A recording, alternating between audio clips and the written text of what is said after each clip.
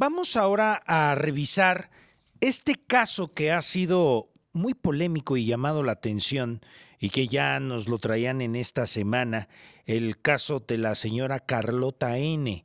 ¿Quién es Carlota N? Es la señora adulta mayor que disparó a presuntos paracaidistas, invasores de una vivienda que era de su propiedad. Y se dio a conocer, y que bueno, la imagen luego se volvió profundamente viral por el video que quedó grabado de cómo la señora saca una pistola y mata a dos personas de las que estaban invadiendo su propiedad. ¿Qué? Queda claro que en esto se salió ya totalmente de control y terminó en una tragedia, pero vuelve a poner el tema de lo difícil que luego son estos casos de invasiones de propiedad privada por parte de estas personas que se les denomina así, paracaidistas.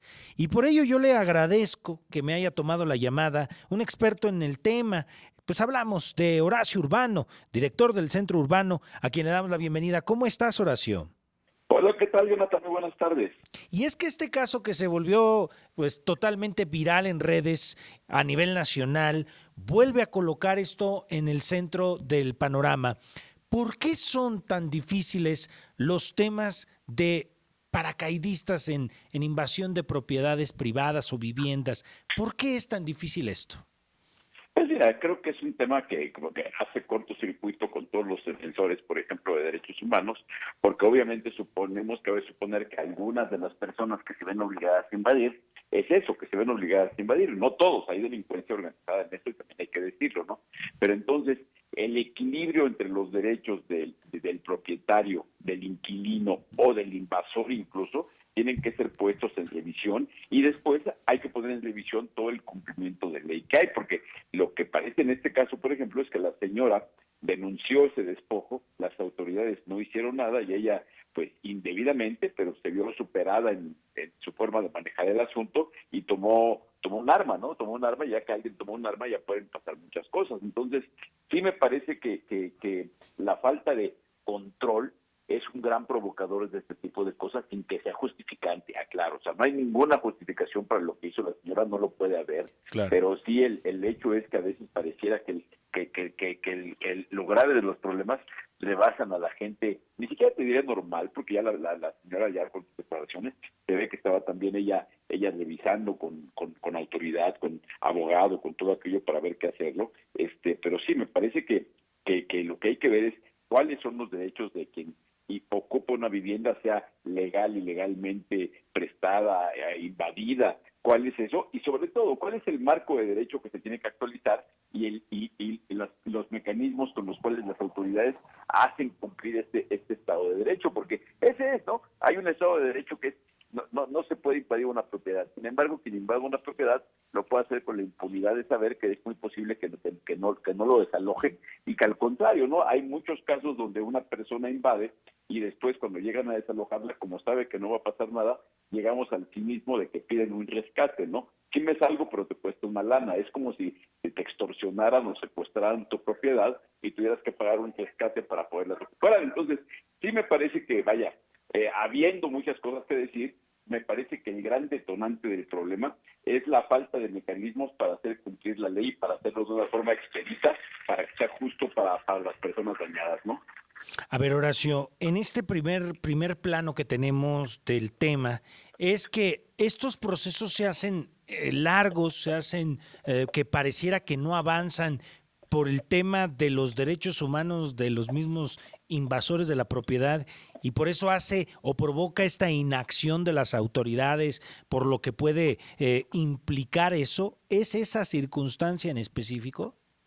Mira, es esa circunstancia que además en cada localía el problema tiene diferente cara porque en muchos casos es un tema político, ¿no? De que por cumplir con determinadas clientelas los alcaldes o los gobernadores toman la decisión de hacer no de una forma abierta, pero sí todo el mundo sabemos que hay lugares donde la autoridad jamás va a mandar a la fuerza pública para desalojar una propiedad o jamás va a tomar con celeridad un caso de eso. O sea, hay lugares donde las autoridades no es que estén del lado del invasor, sino están del lado de evitar un problema que les pueda generar un problema político, desafortunadamente. Y ese inacción de la autoridad llega, ahorita lo estamos viendo en el caso extremo, lo que puede llegar a provocar, y puede llegar a provocar verdaderas tragedias. No será la primera vez que vemos que una comunidad entera se atrinchera para evitar que la desalojen, y en ese caso, caramba, ok, sí es una tragedia, todo desalojo es una tragedia, evidentemente, hay toda una tragedia personal atrás de un desalojo, pero habría que ver cuál es el tema de ese desalojo, habría que ver dónde quedan los derechos de quienes son propietarios, porque si es un desalojo, quiere decir que hay un propietario que quizá muy probablemente ganó ya un juicio, ganó un procedimiento legal para que las personas que ocupan su propiedad sean desalojadas, ¿no? Entonces, sí me parece que hay que cuidar los derechos humanos con el caso de desalojos, pero sí me parece que al mismo tiempo hay que tener un equilibrio con los derechos de los propietarios, y hay que ver que lo que se decida, hacer lo que se decida, haya la ley, la autoridad haga los mecanismos que tiene a su alcance para hacer cumplir la ley y lo haga rápido, ¿no? Si las autoridades hubieran tomado acción cuando esta persona anunció un despojo, muy posiblemente esta tragedia se hubiera evitado. Oye, Horacio, y esto me llamó la atención, ¿no? De que se tiene que revisar por este tipo de caso, por el tamaño de coyuntura que agarró este suceso, pues de que se tiene que revisar los alcances legales para atender este tipo de problemáticas. Pero yo también te agregaría en esta pregunta, ¿ha aumentado este tipo de casos en el sector de la vivienda? Es decir, ¿se ha detectado que haya repuntado o que se haya tenido un aumento de invasiones de propiedad? Mira, sí, porque desafortunadamente se ha convertido en un tema donde hay verdadera delincuencia organizada atrás de eso. Entonces, tú ves, por ejemplo, ahora que de pronto se habla tanto de las viviendas deshabitadas del Infonavit, que hay que recuperarlas y destinarlas a renta y todo aquello, la realidad atrás de eso, ya cuando se pongan a ver, se van a dar cuenta de que muchas de estas viviendas que están abandonadas por un propietario, que a lo mejor están ya recuperadas legalmente por el Infonavit, pero en los hechos están invadidas.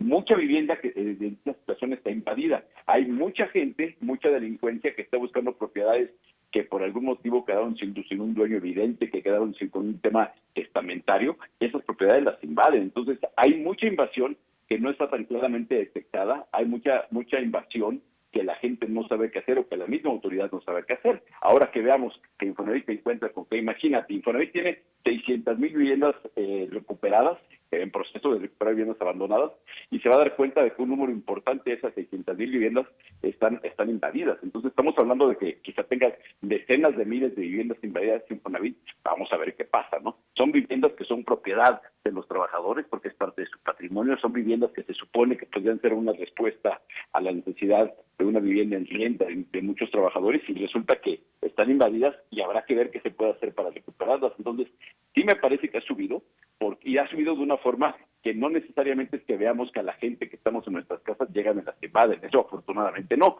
pero sí estamos viendo que donde hay una oportunidad, que ven una vivienda abandonada, que ven una situación de un edificio deteriorado, sí que lo invaden, ¿no? Quizá no en todas las ciudades, pero en las grandes ciudades sí vemos que esto pasa, ¿no? Un edificio que está en condición de abandono, en condición de deterioro, al rato está habitado.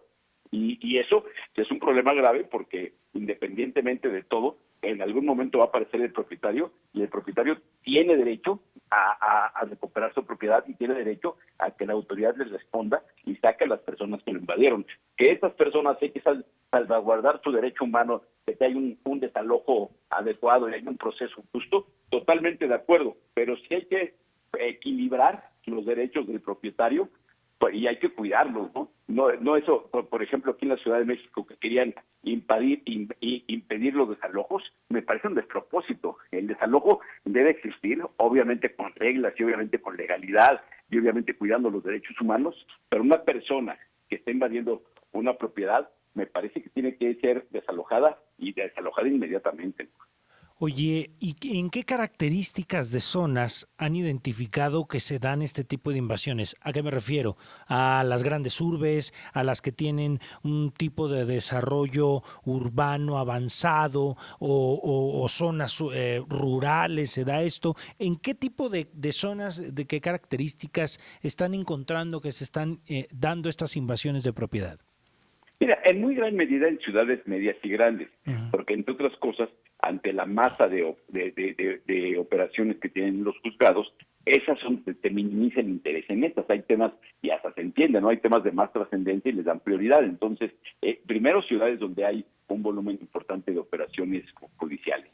Segunda, donde hay una cantidad importante de viviendas que pueden caer en ese supuesto de deterioro o de abandono. Y en este caso estamos hablando de ciudades donde a lo mejor tengan centros históricos grandes, que en esos centros históricos haya propiedades que tengan temas testamentarios, temas de sucesión, temas de ocupación, que son muy expuestas a que sean invadidas. Y la otra es donde haya mucha vivienda en situación de abandono, que las hay. Si bien hemos dicho que es mucho más la leyenda de las viviendas abandonadas, pero el hecho es que sí hay ahí. 600,000 viviendas el Infonavit está recuperando, y de esas viviendas, insisto, un número importante están invadidas, ¿no? Entonces, yo te diría que en qué tipo de ciudades se focaliza eso, donde hay mayor volumen de operaciones en juzgados, lo cual hace difícil cualquier recurso por parte del propietario. Segundo, donde hay mucha vivienda en centros históricos en condición de abandono. Y tercera, donde hay volúmenes importantes de vivienda construida en décadas recientes, pero que tiene un tema de abandono que también es propicio. No hay zonas habitacionales de esas que se dice que son mal construidas, que insisto, no son tantas como cuenta la leyenda, pero sí las hay. En esos lugares hay fraccionamientos enteros con un problema de deterioro y de abandono que hace muy fácil que sean víctimas de este tipo de acciones de invasión, ¿no?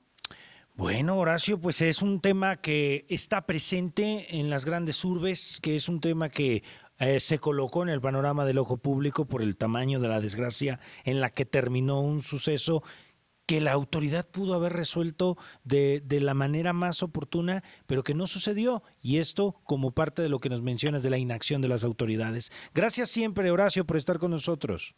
Abrazo fuerte y como siempre, gracias por el espacio. A ti por atendernos. Es Horacio Urbano, director del Centro Urbano, con nosotros, con este caso de la abuela Carlota que, bueno, pues mató a dos personas en un intento de desalojo de su propiedad.